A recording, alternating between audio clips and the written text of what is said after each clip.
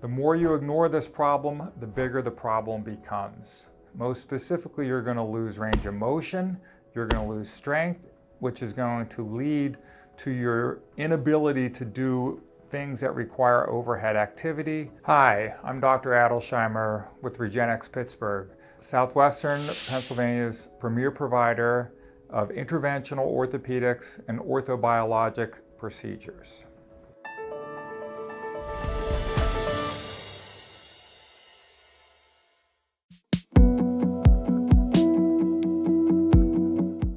If you had a rotator cuff injury and you're now more than 2 months out from that date of injury, the chance of your body healing this totally on its own is very unlikely.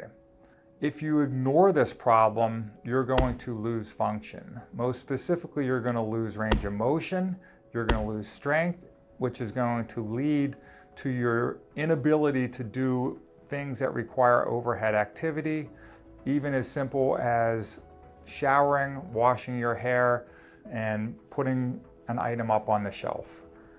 The more you ignore this problem, the bigger the problem becomes. So I definitely would not recommend just giving it time and letting it heal, especially if that didn't happen within the first 2 months. So you probably still have some ongoing questions regarding your rotator cuff problem. We answer these questions at our webinar. We will go into further detail about this. I highly recommend logging on to our webinar, and during that time we will present data specifically about your shoulder problem, and then we can answer specific questions regarding that.